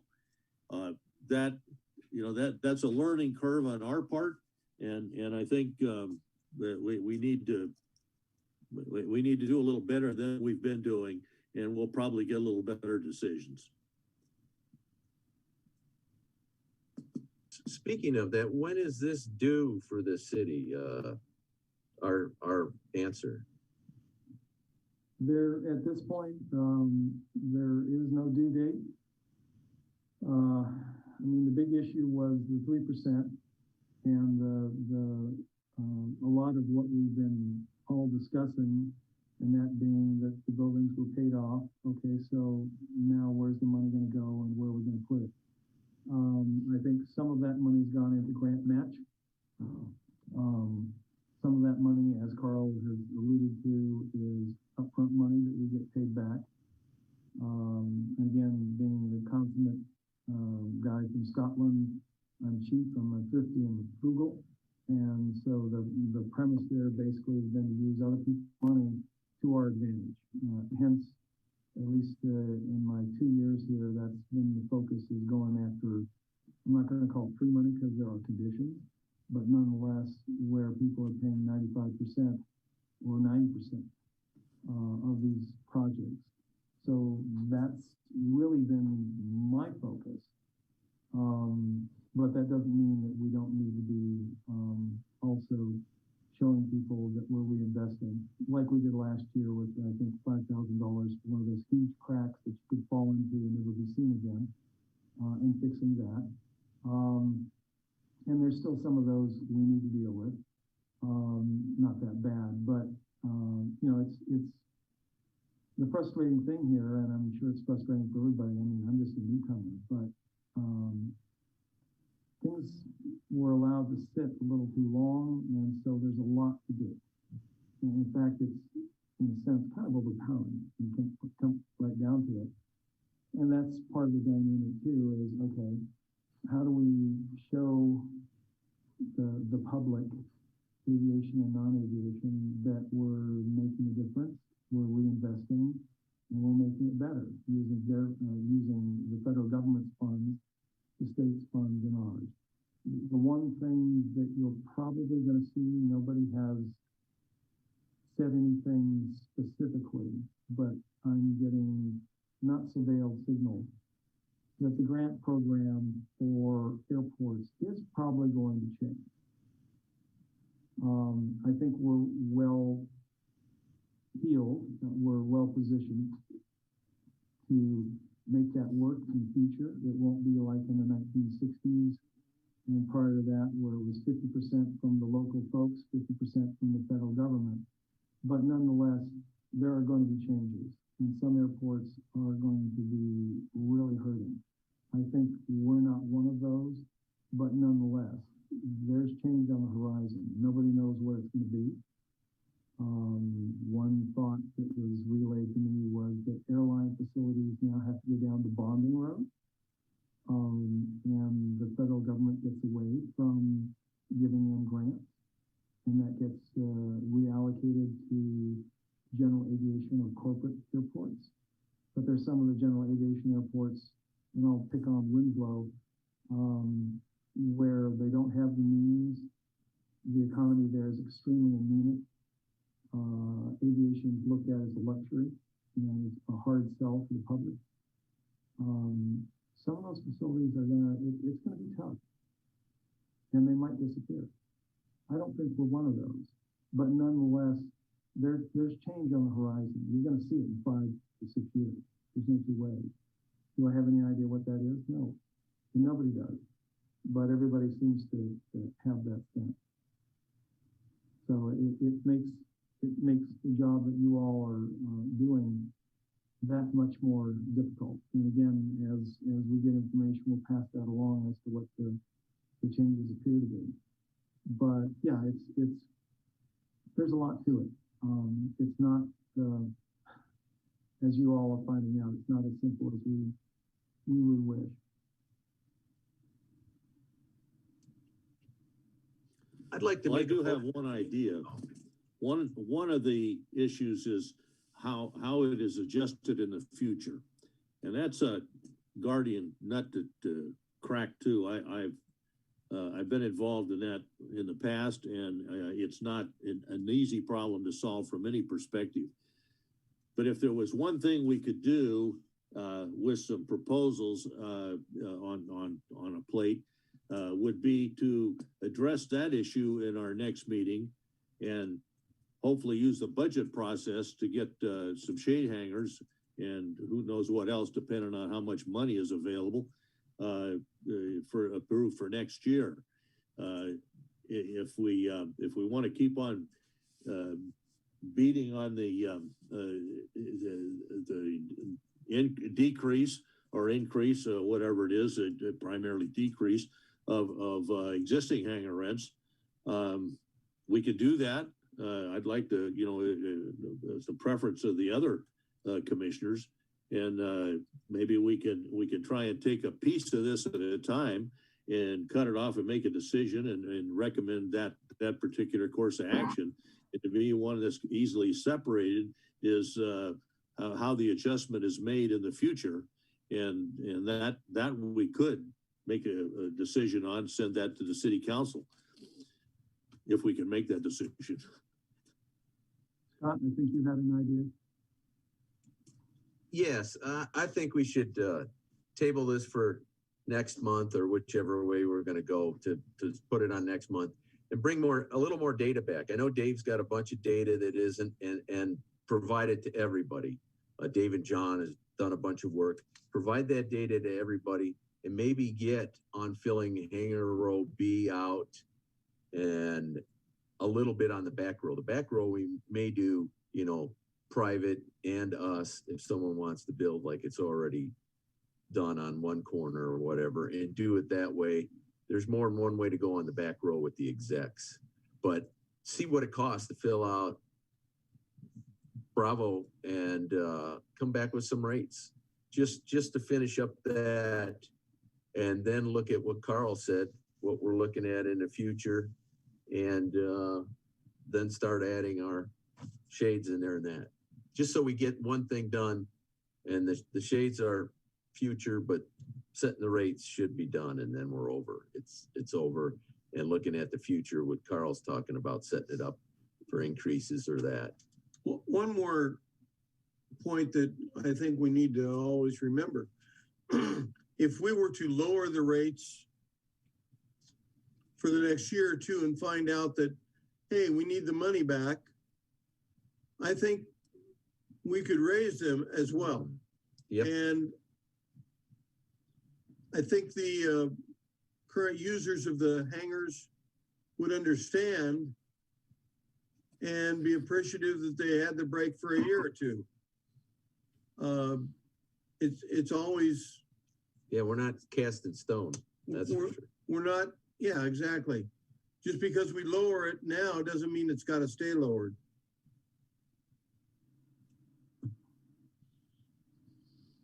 So I second Scott's motion.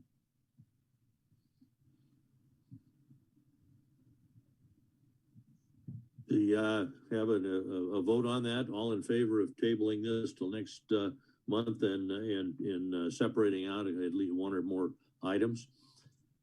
Aye. Aye. Aye. Aye. Aye. Opposed? You're opposed, John, or you're in favor? I'm in favor. Okay, so unanimous in favor. All right. The next item is a master plan update. So I think I covered that in my overall report. The next meeting, next regular meeting, which I believe is November 6th, unless I have that wrong. Kaufman will be coming back at us to do a 10 or 12-minute presentation on the master plan, including all the items that we've all input on. Then we'll go from there. And then the hope is that it goes to the city council a week later for a presentation to them and gets approved. I would hope that when it comes back to you all, if you're in agreement, we say as much and maybe Carl drafts a letter that can go to the city council and help them, assist them in their decision in regards to the master plan for the airport and improving it. All right. Thank you. New business, the airport manager, Mr. Kellogg, is going to talk about that. Thank you, Chairman Hayes. We are now the city manager has now spoken with and will be speaking very shortly again to a consultant to help us. Whenever you go through any kind of change like this with, Steve resigning, we will take a look at a number of things, but, and the HR has informed me this morning that they will start the recruitment process on the new manager. So I'll just keep you posted as things progress. That's what I have, Chairman Hayes. A question, Gary. Are they going to do a temp like they did with Joe to fill in? Are you looking at that for a quick fill in, someone like that? And then Yes, sir. So we don't drop any balls. Yes. That's one of the considerations is being looked at this week. I have something to say about this. The city did a marvelous job originally when we attracted Steve and ultimately hired him. He has brought a tremendous amount of experience and enthusiasm and effort to the city of Kingman. We as a commission, as well as the city administration, did Steve a great disservice by not giving him the support he needs in order for him to do the job that he felt comfortable with in order to stay with us. And I'm personally ashamed of my lack of effort and the lack of response of this commission as well as our own city. I think Commissioner Hayes mentioned a little bit, a few minutes ago, that this has been quite a learning curve, and I absolutely agree with that. And what I've learned is how we have got to support our airport manager and give him direction. And we need to involve our city council at a much higher level than we have in the past. I think that's where the breakdown was. And that's one thing I've learned. So for Steve, I'm very sorry to see that you are leaving. I thought we had a ray of hope when you withdrew your resignation, but I understand that it's going forward with that. I just hope that our city has learned as much as I have on the mistakes we made, and we don't make those again. Thank you for your comments, Commissioner. On that also, I was one of the folks that met with the congressman and his assistant at the airport, and I had mentioned that there was a clear change of atmosphere at the airport with the city coming on board. I wanted to reinforce that with them, that the airport community felt much more involved and empowered with airport management. And it was nice to hear that they saw that as well from their prior experience. So, and I know Steve was a big part of setting that atmosphere, and you know, he is the lucky one to be the first of the city airport managers here, and we appreciate all of his efforts. Thank you, Tim. That's all I have, Chairman Hayes. Any announcements by commission members? I have one. Okay. For next month's agenda, I would like to add the selection process of chairperson for this commission so that we can discuss it and be ready to take action on that in our December meeting. I believe the city council will appoint new members in January. Renew. Yeah, do we honestly believe that that this commission would select a new member as the chairperson over the remaining members? If so, we can put it off till January, but that's why I want to agendize it so we can openly discuss it next month. Oh, no, not a problem. Also, in along that line, you all should know that the city clerk either has or will soon post a notice about vacancies for the commission, and the way it'll be handled, this is what I've been told, is that it'll be just like the original appointments. Anybody that wants to be on again, submit the same kind of paperwork through the clerk's office, and that will end up with the city council. The city council talked to many of the users group about potential people on the commission, and I have no idea how many people will be interested. But hopefully they will have some questions for us and maybe run the list through us just for confirmation of aviation experience or whatever. But that will be the procedure. We had a plan to put it on the agenda for a recommendation on how to do this, but it turns out that that process is already in the city code. I have. We just need to make sure there was debate a little bit about exactly. We thought we knew for sure who two of the spots were, but there was a third one possibly, and hopefully that's all been sorted out. So if your seat's about to be up for reselection, you know it. I hope that's true. Does everybody know that they are their term is ending and they need to submit that letter of interest to the city clerk? I think everybody was notified their term is up, that was so. Is that true, Steve? I was notified, I know.